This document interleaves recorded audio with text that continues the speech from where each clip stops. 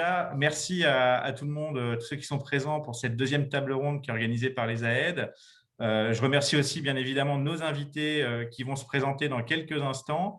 Avant de commencer, une rapide introduction sur l'objet de cette rencontre finalement entre différents acteurs du territoire de Bretagne et d'Ille-et-Vilaine. Alors, il s'agit finalement d'une suite assez logique pour nous après notre première table ronde en juin dernier, pour ceux qui y auraient assisté. À l'époque, en fait, nous avions interrogé le patrimoine face à la crise. Le patrimoine, c'était pour nous une solution pour sortir de la crise économique qui est générée aujourd'hui par la crise sanitaire. Avec cette table ronde, on a la volonté d'aller un tout petit peu plus loin, de sortir d'une simple réflexion sur la sortie de crise et plutôt de réfléchir sur la durée, de montrer que le patrimoine est un atout pour le territoire, que ce soit pour le dynamiser, pour l'enrichir, en somme que c'est un acteur économique, culturel et social à part entière. À ce titre, donc comme tous les acteurs du territoire, il a un rôle à jouer et il doit s'impliquer.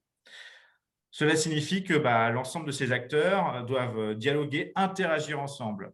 Bref, que patrimoine et territoire sont dépendants l'un de l'autre et qu'il convient de trouver des éléments de dialogue.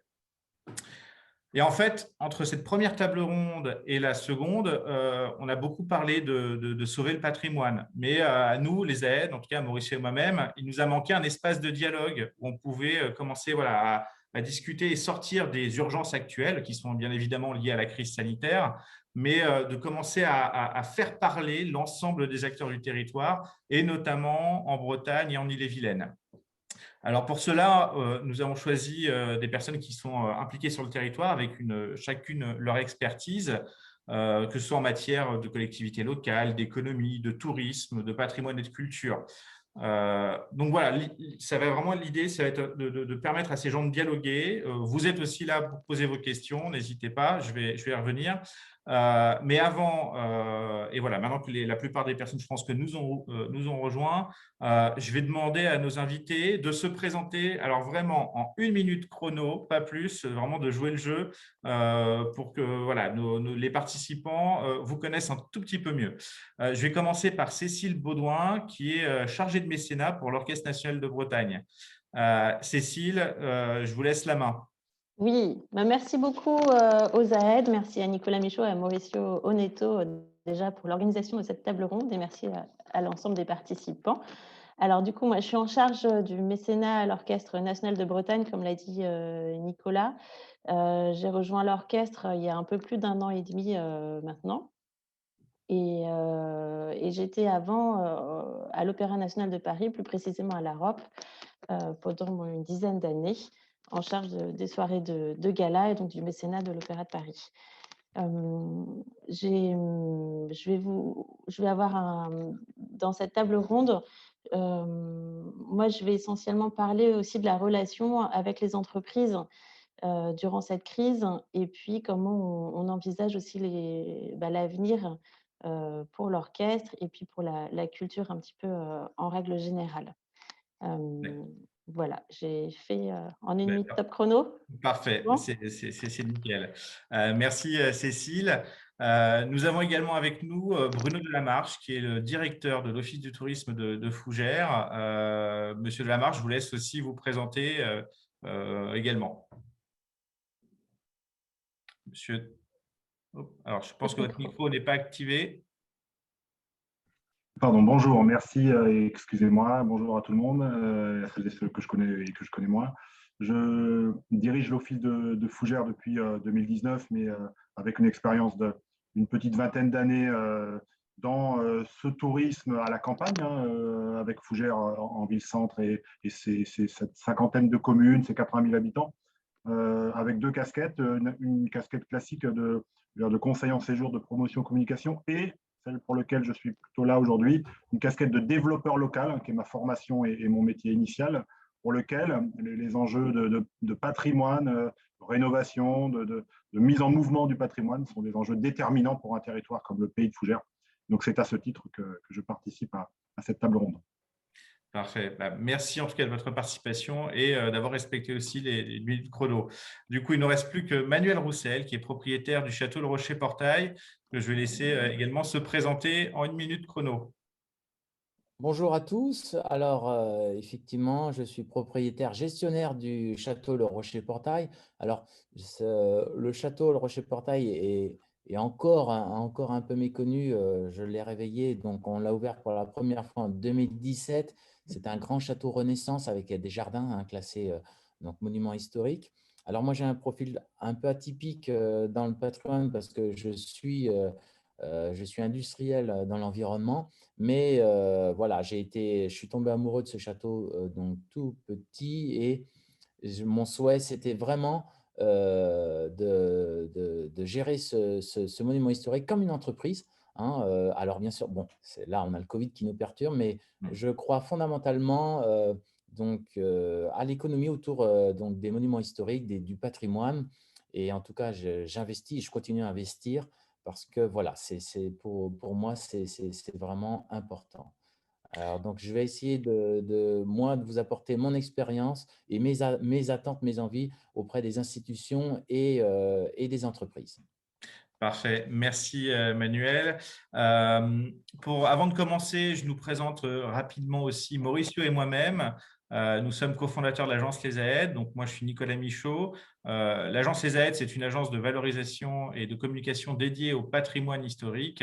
Voilà, si vous voulez en savoir plus, n'hésitez pas à aller sur notre site www.lesaedes.fr. Donc, j'animerai cette table ronde. Mauricio sera notre modérateur et recueillera notamment les questions des participants auprès de nos invités. Mauricio, si tu veux faire un petit coucou. Non, Bonjour à tout le monde, oui. Tu es timide. Oui.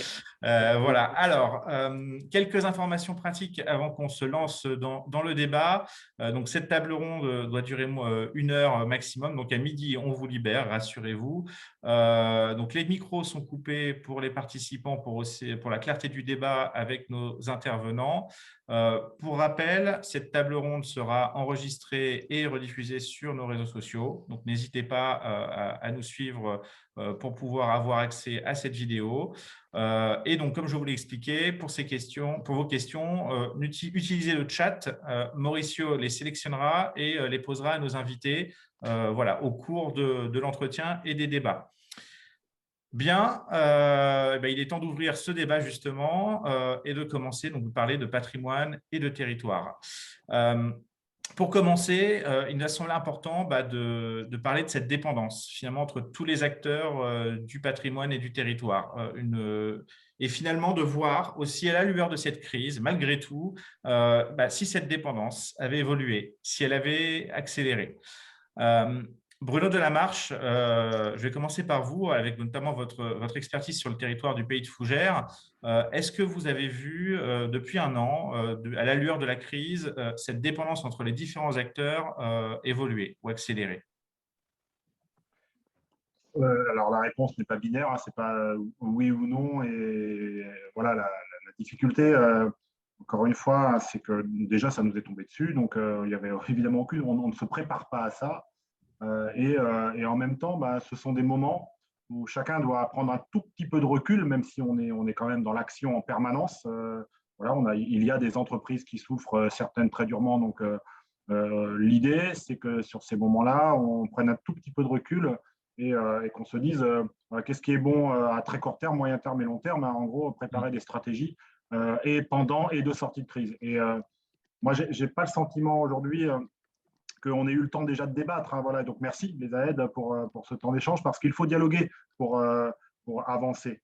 En tout cas, moi, ce que j'ai pu constater, hein, et notamment parce que, par exemple, le tourisme a découvert ou redécouvert quelque chose d'essentiel, c'était la clientèle de proximité. Et donc, conclusion, ça réinterroge sur la notion de territoire. Et donc, moi, en tant que développeur local, hein, moi je suis sur mon champ de compétences un développeur local, cette crise, elle interpelle en tout cas sur la notion d'appartenance à un territoire. Est-ce que j'ai conscience d'appartenir à un territoire et dans lequel je suis un acteur, je ne suis pas un spectateur. Donc globalement, moi, ce que je sais, c'est qu'on doit, on doit tous valider finalement le fait d'appartenir à ce territoire dans cette notion un peu complexe de pensée globale, agir local. C'est-à-dire, ouais, on est dans un monde mondialisé, la crise sanitaire nous le rappelle, et en même temps, pour ce qui me concerne, on est un acteur local, un outil local qui doit permettre aussi de penser des projets et de penser la valorisation du patrimoine. Donc, sur cette notion d'appartenance, moi, je l'interroge aussi sur sa notion géographique. En ce qui me concerne, par exemple, en tant que développeur local, moi, je travaille sur un territoire que j'appelle à titre personnel le territoire de confiance. Voilà, c'est ce bassin de vie dans lequel il y a, là, on est breton, hein, donc dans lequel il y a une ville-centre, un Fougères, 20-25 000 habitants, des pôles d'équilibre, 4-5 000 habitants, et puis des communes plus petites, et dans lequel on fait 70% de notre vie finalement. Et donc, c'est sur ce territoire-là que j'estime qu'il doit y avoir une conscientisation de la notion de patrimoine, de ce qu'il représente, hein, et donc de cette interdépendance. Et pour finir sur cette première question, en tout cas, je pense que oui, il nous faut aller plus loin dans cette interdépendance par le dialogue, par l'échange et par la confiance. Et cette crise sanitaire, elle doit permettre déjà à décloisonner les trois acteurs clés d'un territoire, tout ce qui est élu et institutionnel, tout ce qui va être entreprise, hein, et tout ce qui va être habitants et associations. Ces trois secteurs doivent pouvoir plus régulièrement se dire voilà comment nous faisons territoire et comment nous portons des projets pour ce territoire. Et puis dans les entreprises, voilà, ce décloisonnement il est majeur parce que vous savez bien que la qualité d'un séjour, elle n'est pas faite que de l'expérience qu'on a dans l'hébergement ou dans l'équipement de loisirs dans lequel on est. Elle est faite sur la route qu'on emprunte, sur le restaurant, sur le service public à laquelle on a accès ou pas. Donc globalement, cette interdépendance, elle est validée. Donc cette crise, pour petite conclusion personnelle, elle a une valeur clé, c'est que toutes les initiatives sont bonnes à regarder. Hein. Avant la crise, on pensait que voilà, il y a des bonnes, en gros comme dans le sketch, il y a les bonnes initiatives et il y a les mauvaises initiatives. Aujourd'hui, on peut oser, hein, je crois que Manuel nous le dira plus longuement, on peut oser parce que globalement, on a la capacité de réussir si on ose. Donc oui, on doit aller plus loin dans l'interdépendance entre le territoire et ses acteurs. Tout à fait. Et alors, pour rebondir, peut-être Cécile, notamment avec vos relations avec les entreprises dans le cadre voilà, de votre mission de mécénat, est-ce que justement aussi vous avez vu évoluer les entreprises dans ce rapport, que ce soit au territoire, au patrimoine, pendant cette crise? Oui, alors déjà, en fait, l'orchestre est très engagé au sein du territoire, hein, et il a reçu la labellisation. On était Orchestre symphonique de Bretagne, on a reçu la labellisation Orchestre national de Bretagne. L'orchestre représente vraiment aussi la Bretagne au sein du territoire français, au sein du territoire national. Et les entreprises ont été très sensibles aussi à ça, à cette labellisation qu'on a reçue juste avant la crise, en octobre 2019. Et il faut savoir que 80% des entreprises s'engagent au niveau local. Et on le ressent vraiment énormément. Moi, je le ressens vraiment. J'étais donc avant en région parisienne. Et ce sentiment, donc forcément la capitale avec le nombre d'institutions culturelles, avec le patrimoine aussi en Île-de-France, les sièges sociaux des entreprises rassemblent énormément de mécénats en Île-de-France. Et lorsque je suis arrivée en Bretagne, j'ai vraiment senti cette implication locale et régionale très, très forte. Et ça, c'est aussi un atout pour les institutions culturelles de Bretagne, c'est de vraiment aller voir les entreprises et les PME, du coup, beaucoup de PME, qui s'engagent et qui partagent les valeurs du territoire, la région. La force de la Bretagne est très, très importante. Alors, l'évolution là pendant la crise et l'engagement pendant la crise, alors il a fallu déjà que l'orchestre, je prends notre exemple, forcément que l'orchestre s'adapte et propose au public quand même quelque chose pendant cette deuxième partie de la crise, puisque au premier confinement, on n'a rien pu faire du tout. Au deuxième, en novembre, on a pu quand même faire des enregistrements, continuer à jouer. Nos musiciens sont allés dans les écoles à travers le territoire. Et ça, après, on a souhaité créer une programmation digitale.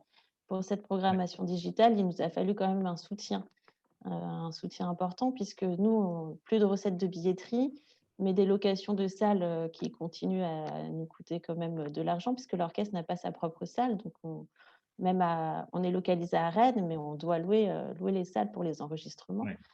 et pour les captations et des coûts supplémentaires de captation parce qu'il a fallu faire appel aussi à des professionnels pour cela. Donc là, on a senti quand même un engagement très rapide.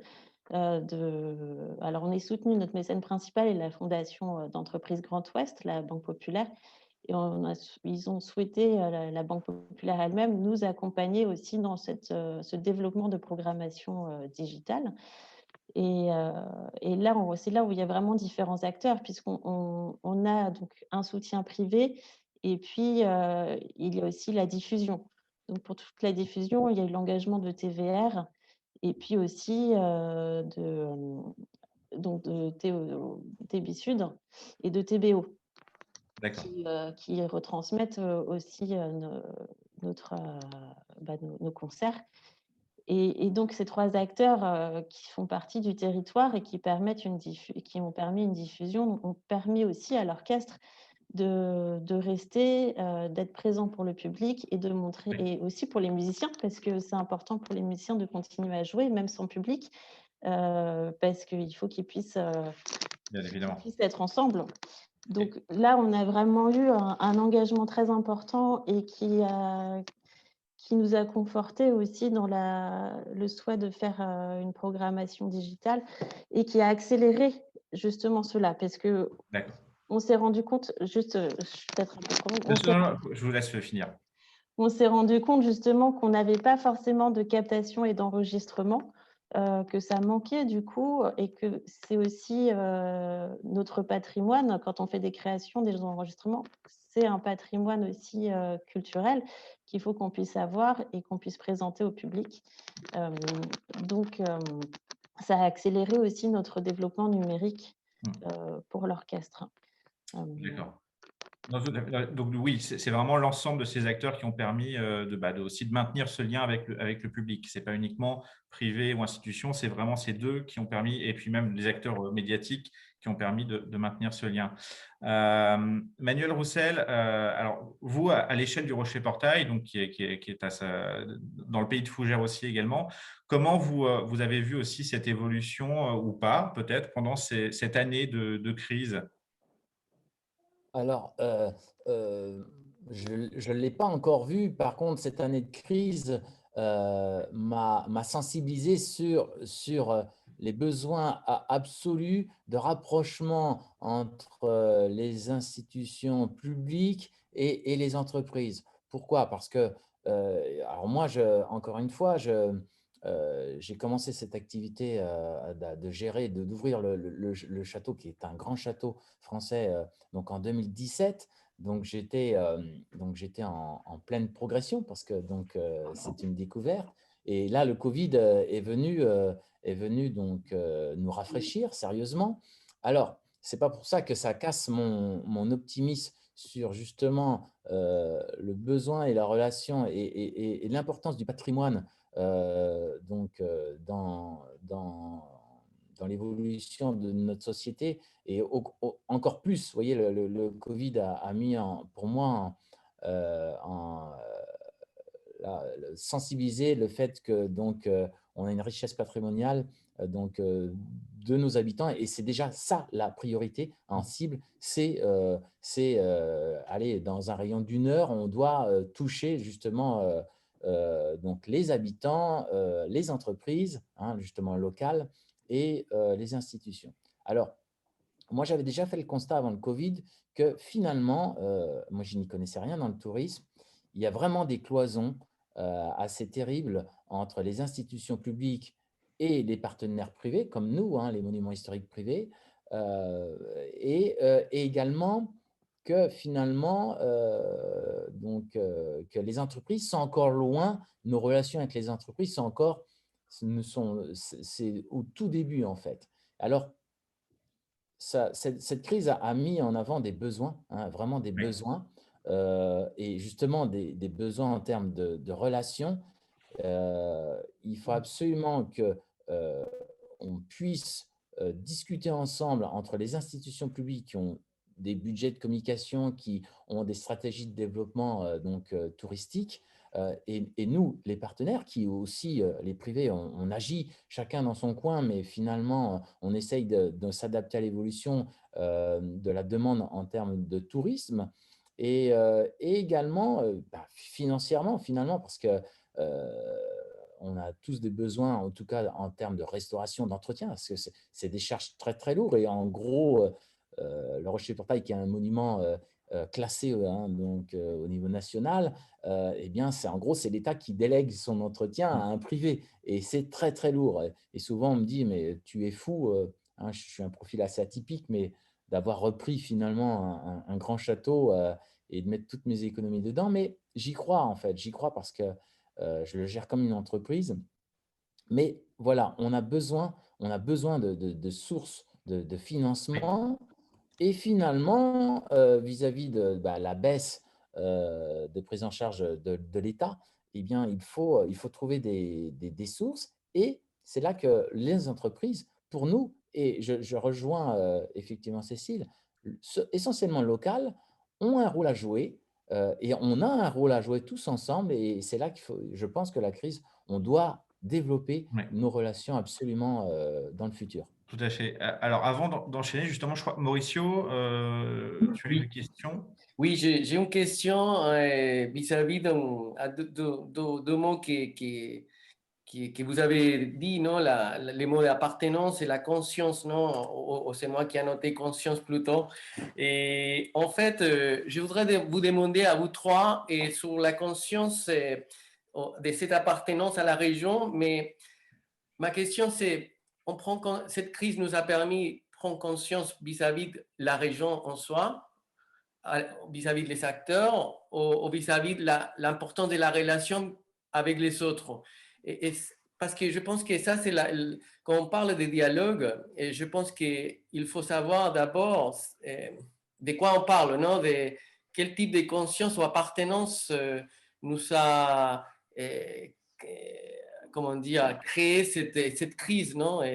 Et si vous voudriez dire quelque chose, voilà. Oui, je ne sais pas Je si… peux avancer Tout à fait. quelques éléments. Moi, encore une fois, dans une crise mondiale, la question voilà, c'est le poète, je l'avais dit l'autre jour, plus on est enraciné, plus on est universel, disait Jacques Elias, et c'est un petit peu ça, c'est de conscientiser le fait que le territoire, on le partage finalement. Voilà, il n'y a pas de propriété personnelle d'un territoire, et c'est pas parce que je suis propriétaire du Rocher-Portail que je suis tout seul propriétaire du Rocher-Portail. Finalement, voilà, on est l'élément d'une chaîne de valeur. Apprécier un territoire ne se fait pas sur un seul élément. C'est pas parce que je suis bien dans mon entreprise que je suis bien sur ce territoire, et que c'est une chaîne de valeur qu'il faut, voilà, qu'il faut regarder et qu'il faut apprécier pour se dire que ma contribution à ce territoire, laquelle est-elle? Et donc, l'interdépendance, elle est nécessaire pour faire territoire. Faire territoire, c'est… Voilà, la chanson dit voilà, des enfants vont naître ici en Bretagne, seront-ils bretons? C'est eux qui vont le décider. Et là c'est un petit peu pareil. La relation de confiance qui doit naître sur un territoire, elle doit se faire entre des acteurs qui partagent, qui dialoguent, parce qu'il y a aussi des enjeux politiques et idéologiques sur cette notion d'enracinement, de territoire et des valeurs qu'ils proposent. Mais en même temps, une fois qu'on s'est mis d'accord, eh bien, conforter cette interdépendance, comme le dit Manuel Roussel, par une application qui va peut-être un peu au-delà pour certains du fait voilà, d'être d'accord sur la notion de territoire. Et l'application par les enjeux de mécénat, les enjeux les enjeux de financement de projets, est une porte d'entrée évidente, mais finalement intéressante et qu'on doit pouvoir ouvrir là, peut-être pendant ou à l'issue de cette crise. Ouais. Alors, du coup, pour rebondir, parce que du coup, on enchaîne sur notre deuxième point, sur la nécessité de cette relation entre les acteurs. Alors, Manuel Roussel, peut-être pour enchaîner, pourquoi justement les entreprises, quel est derrière, qu'est-ce qu'elles peuvent en retirer de cet investissement? Pourquoi les entreprises, les institutions ont besoin, à votre avis, de cette relation et de valoriser le patrimoine, le tourisme, un territoire? Déjà, effectivement, ce que disait Bruno, c'est que on est juste de passage, hein, et qu'aujourd'hui, officiellement, je suis propriétaire d'un grand monument historique, mais on a tous une mission un petit peu, et il faut absolument défendre cette notion de territoire dans ce monde de mondialisation où on est attaqué de toutes parts ou autre. On se dit, mais finalement, on a des richesses à nos pieds et qu'on ne sait peut-être pas assez valoriser. Et là, le Covid nous a, nous impose en fait de se re-questionner sur justement les richesses et, et la mise en valeur de nos atouts. Et chaque territoire a des atouts et il faut le faire avec. Et c'est là que, effectivement, jusqu'à présent, quand tout va bien, ben, on ne se pose pas trop de questions, chacun fonce dans son sens, mais il faut absolument que la vision de nos institutions publiques soit accordée sur celle d'une vision d'un monument, donc d'un gestionnaire privé, et aussi que les entreprises, et c'est ce que je dis finalement, ils ont un besoin, hein, les entreprises ont aussi un besoin d'identité, de recherche, de sens, et que finalement, ces monuments ou ces sites, ce patrimoine doit servir à tout le monde. Et c'est là qu'il faut qu'on discute. C'est là, parce que vous voyez, moi, on parle toujours des entreprises, dans un premier temps, c'est un mécénat financier, hein, mais justement, en fait, ça va au-delà cette relation. Bien sûr, l'argent, c'est le nerf de la guerre pour gérer les projets, mais derrière, il doit y avoir une vraie relation. Et moi, je souhaite, en tout cas dans les années futures, vraiment développer ces relations pour que les institutions publiques et les entreprises s'approprient vraiment les richesses de notre patrimoine, en tout cas local, et les utilisent selon leurs envies. Tout à fait. Et, Cécile, du coup, alors vous, non, Mauricio, tu as quelque chose Non, non, en fait, c'est donner la parole à Cécile et après, je voudrais enchaîner aussi. J'ai une question, d'accord. Alors, Cécile, du coup, oui, pour non, enchaîner. je vais rebondir sur ce que dit Manuel Roussel, effectivement. Alors, il y a eu le baromètre de l'Amicale qui a vraiment démontré qu'au niveau culturel, les entreprises qui s'engagent dans le mécénat, les entreprises mécènes, s'engagent, la première raison, c'est pour promouvoir l'attractivité du territoire. C'est vraiment la raison principale à 48%. C'est vraiment ce qui est vraiment primordial pour les entreprises mécènes qui s'engagent. Et ça, du coup, c'est vraiment, on voit que c'est beaucoup plus important. C'est pas forcément la défiscalisation, c'est vraiment cette participation à l'attractivité du territoire qui ressort le plus fort, hein. Donc, Oui. c'est vraiment un très important. Et alors, malheureusement, dans la culture, le patrimoine, et c'est là certainement les difficultés pour le Rocher Portail, c'est pas ce qui enfin, les entreprises mécènes ne vont pas en priorité sur le patrimoine bâti. Et c'est vrai que les premières institutions qui sont soutenues, ça va être les musées, les expositions et la musique. Donc, nous, par chance, l'Orchestre national de Bretagne, on est bien soutenus. Mais c'est vrai que le mécénat au niveau du patrimoine reste encore assez faible. Mais je pense que ça ne peut que se développer. Et effectivement, les entreprises doivent se rendre compte aussi qu'au niveau du patrimoine, il faut qu'ils participent également là-dessus. Je voulais juste rebondir par rapport à ce que Manuel Roussel disait. Là aussi, je voudrais dire quelque chose, et aussi on va construire un dialogue plutôt qui est carré avec les questions aussi, non? Et c'est surtout à partir des valeurs que vous avez nommées, et même à niveau de l'identité, non? Et je me pose la question par rapport à si les valeurs d'aujourd'hui que vous reconnaissez dans les différents acteurs, même dans la vision institutionnelle publique, non? Et correspond à les défis globaux que nous avons aujourd'hui. Là, je vais donner un exemple comme historien et je ne vais pas dire qui me choque, mais que je trouve intéressant quand même.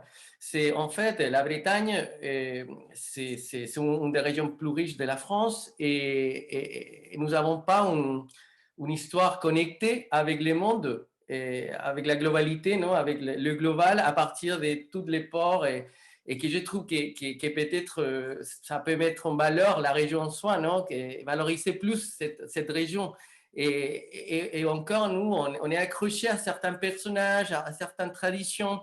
Là, je me pose la question, comme historien, est-ce que ces valeurs d'aujourd'hui qu'on développe et qu'on reproduit pour construire cette identité et cette vision publique aussi, et correspond à la crise actuelle, par exemple? Est-ce que quelqu'un souhaite… Bruno Delamarche ou… Alors là, c'est une question d'historien, donc pour moi, c'est compliqué d'y répondre sur mon profil. Mais je fais le lien entre… moi, je suis aussi un homme de projet, hein, et notamment, je réfléchis beaucoup en mode projet, et notamment avec les entreprises qui sont habituées. De temps en temps, il faut dialoguer et débattre, et puis souvent, il faut porter des projets et les financer. Et donc, là, la question que je vois derrière les propos que je viens d'entendre, c'est voilà, est-ce qu'en gros, ce qui est proposé est-il susceptible d'entrer dans une envie de mécénat, dans une envie de soutien? Voilà, je pense que c'est une vraie question. Est-ce qu'on fait les choses convenablement pour donner envie? C'est aussi, alors, peut-être que notre collègue, effectivement, pourra aller plus loin, Cécile, autour de comment on donne envie de permettre à une entreprise d'entrer dans le champ du mécénat. Donc, il y a certainement à être meilleur. Du point de vue du territoire, hein, on a eu régulièrement ces 15 dernières années des initiatives autour du mécénat, autour de la relation entre des entreprises et on va dire le tourisme, soit dans la partie financer sa rénovation, soit dans la partie aidez-nous à communiquer pour que les visiteurs financent eux-mêmes la rénovation. Hein, Manuel connaît ça mieux que moi. Mais donc, on n'est peut-être pas assez bon. Et notamment, on n'a peut-être pas porté des valeurs qui étaient suffisantes. On a peut-être trop parlé de la pierre alors qu'il fallait parler des hommes et des femmes qui œuvrent autour de cette pierre. Enfin, voilà. Il faut aussi qu'on revisite notre capacité à donner envie à des entreprises locales qui, je crois, si on sait leur parler, comme le dit Cécile, doivent avoir de l'appétence pour ce territoire. Mais voilà ce que ça m'inspire, Nicolas. Est-ce que du coup, c'est peut-être Emmanuel peut-être rebondir dessus, sur justement ces enjeux identitaires pour les entreprises notamment. Manuel, vous êtes un enfant du pays et du pays de Fougères, vous avez grandi avec le château. Voilà, de comprendre l'intérêt pour une entreprise de s'inscrire sur un territoire d'un point de vue identitaire. Voilà, voilà. Quelle est votre vision de cet enjeu identitaire pour les entreprises?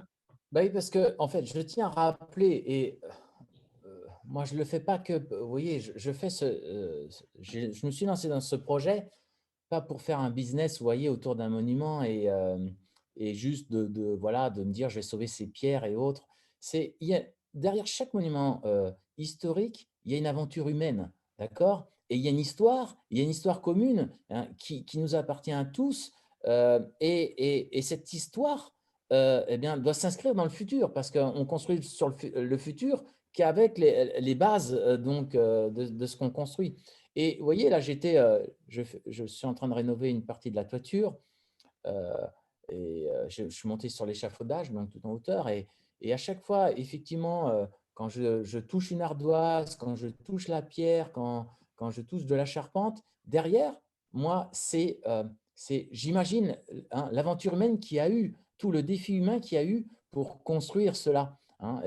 Et je le répète, un monument historique, un domaine doit rester vivant absolument. Et donc, en gros, on est quand même un conservatoire du savoir-faire. Hein, et effectivement, le savoir-faire de nos artisans d'art en France est quand même extraordinaire. Hein. On parlait de la musique, mais il y a quand même, ça je le tiens, voilà, on dit la pierre, mais il n'y a pas que la pierre. Derrière, il y a tout, les vitraux, les restaurations des peintures, c'est l'excellence. Et je pense à Jacques Garcia, vous voyez, qui est donc un grand décorateur et qui a un château de champ de bataille. Il me le répète à chaque fois, c'est que lui, justement, il a fait, en gros, sa réussite est basée sur la mise en valeur du savoir-faire français et que parfois, on ne se rend pas compte de tout ça. Donc, il y a une vraie aventure humaine et puis on s'inscrit dans le futur.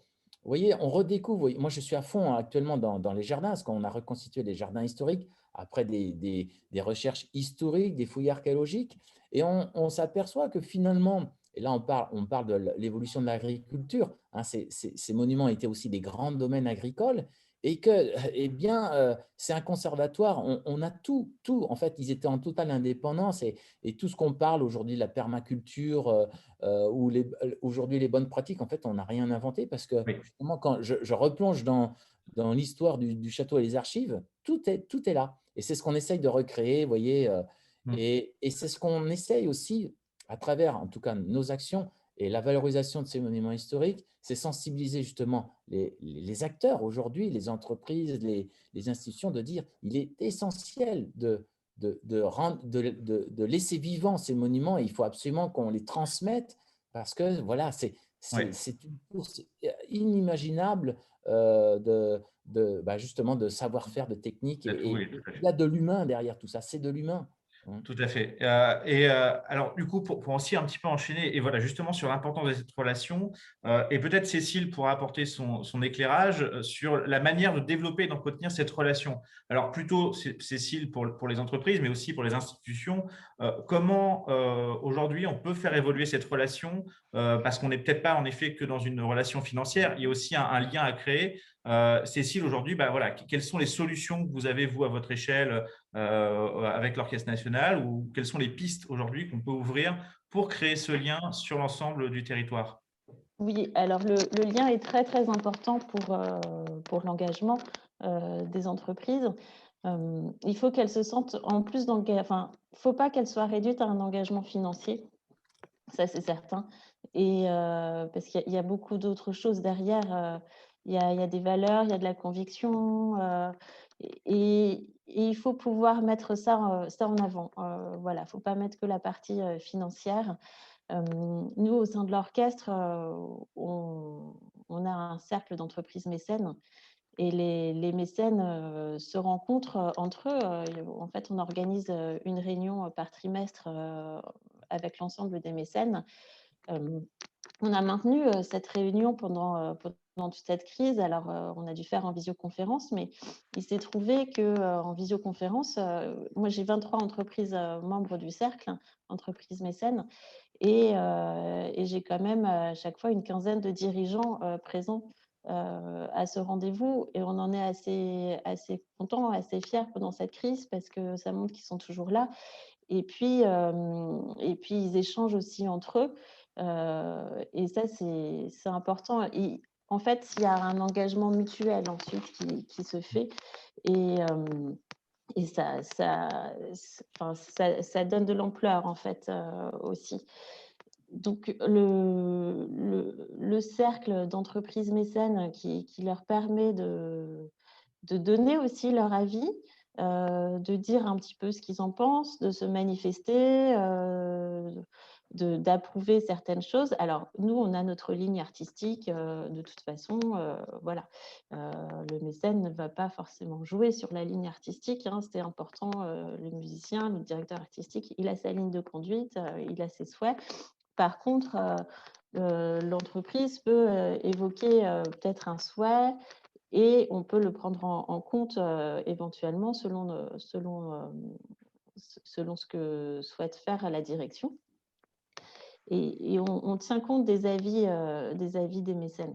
Donc la manière de faire vivre le mécénat, et au-delà d'un engagement financier, c'est aussi de faire attention aux valeurs des dirigeants d'entreprise. Et puis aussi, il ne faut pas oublier que le dirigeant, nous, il y en a beaucoup qui souhaitent faire découvrir la musique classique à leurs collaborateurs.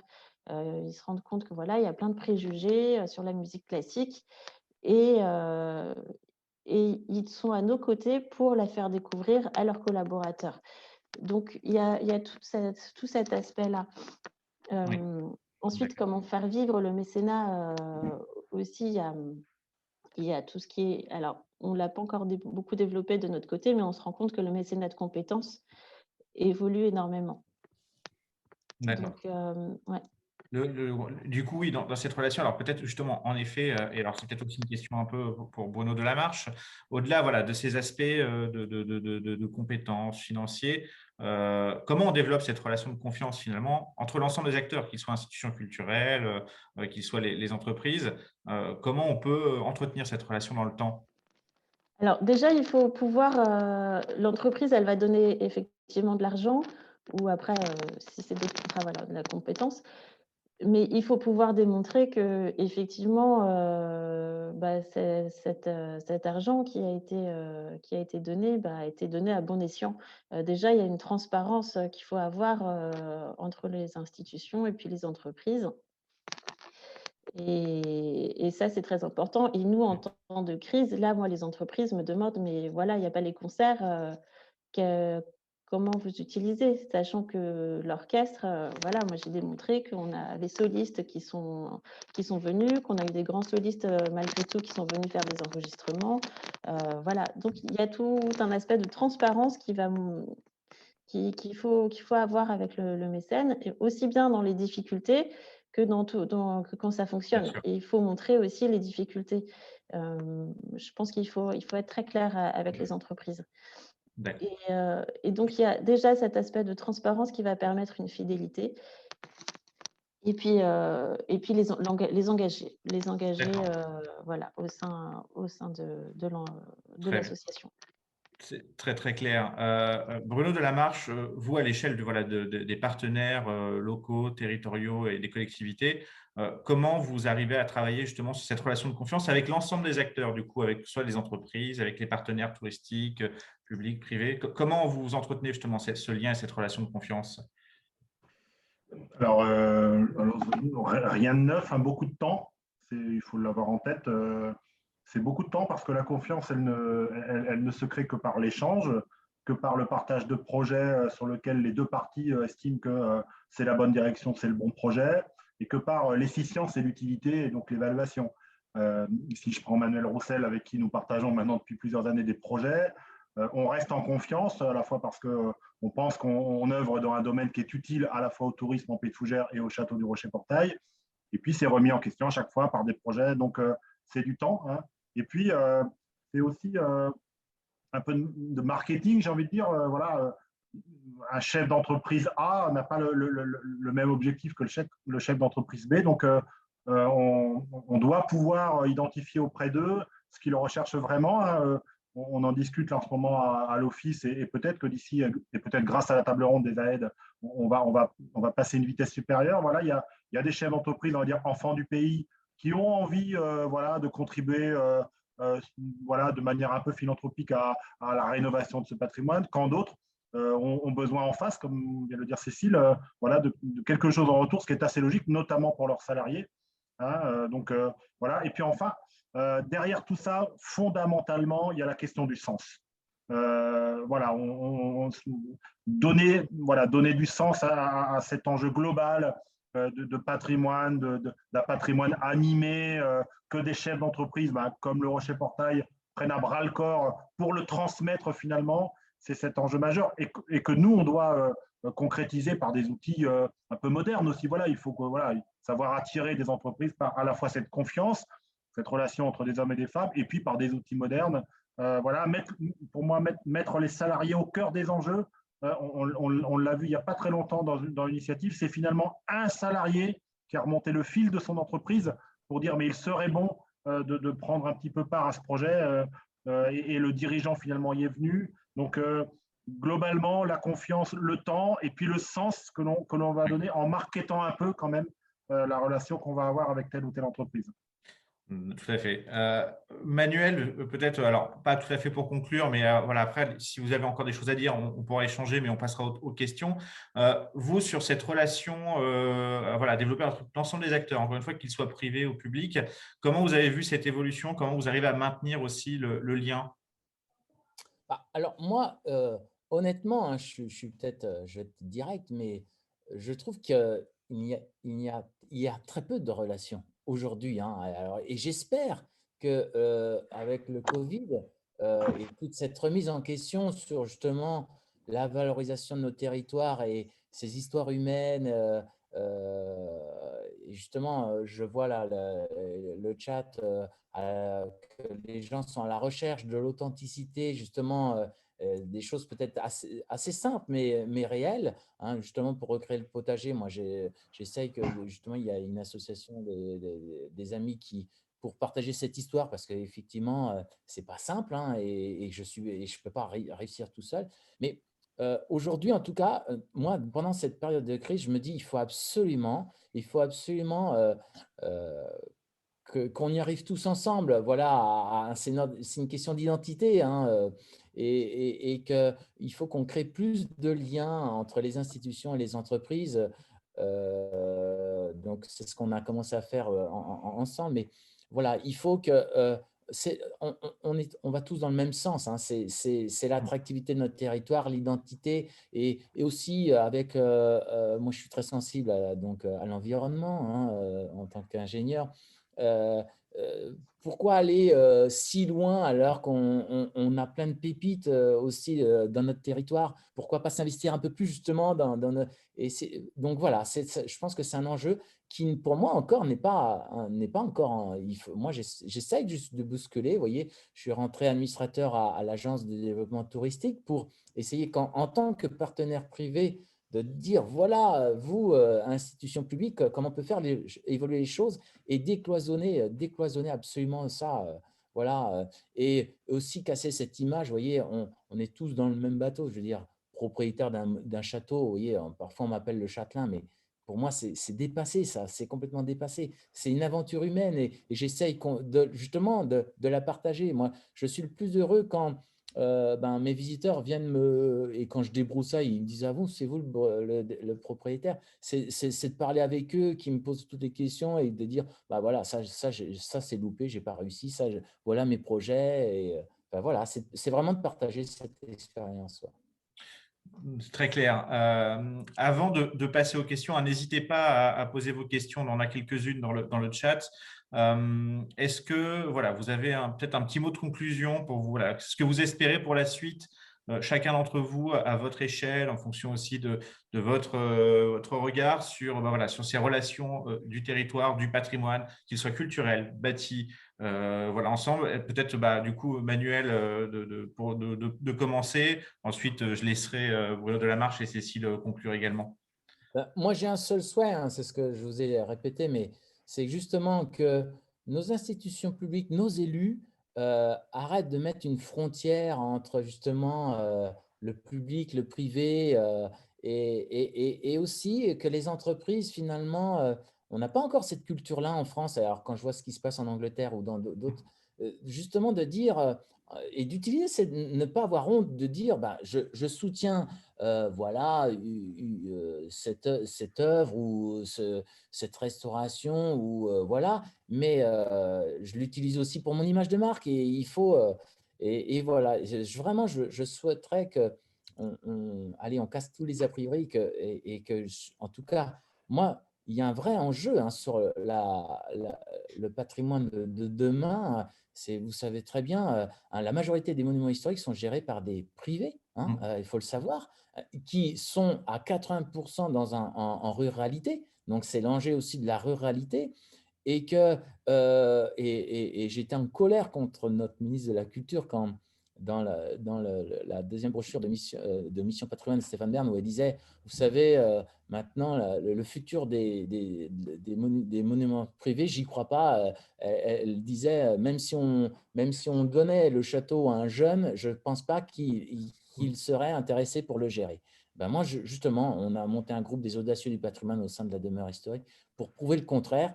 Il faut, bien sûr, c'est un vrai défi, mais il faut qu'on arrive à convaincre aussi les nouvelles générations de se lancer dans ces aventures, parce que sinon, tout va tomber, et c'est notre identité Oui, tout à fait. Donc, voilà, je me bats, et je lance un appel, en tout cas, aux institutions, aux élus et autres, de dire, allez, mais on est tous dans le même bateau, il faut qu'on trouve des solutions. Oui, tout à fait. Bruno Delamarche, peut-être pour conclure aussi de votre côté, avant qu'on ait les questions. Ouais, je ne sais pas comment on ne pourra pas sortir de cette table ronde, et je regarde Manuel notamment, mais aussi Cécile, sans se lancer un petit défi autour d'un projet, là, alors soit directement de mécénat, soit d'un cercle des entreprises, des collectivités, et pourquoi pas des citoyens autour de ce patrimoine. Il faudra qu'on y pense vraiment. Moi, je crois beaucoup voilà, à cette affaire, évidemment, et ça va demander du temps, ça va demander qu'on hiérarchise entre voilà, la rénovation d'un château, ce n'est pas la rénovation d'un petit patrimoine, il faut qu'on donne du sens. Je crois beaucoup à la notion d'entrepreneur et au fait de soutenir les entrepreneurs, ceux qui osent. Donc, tout ça, c'est suffisamment de raisons pour y aller.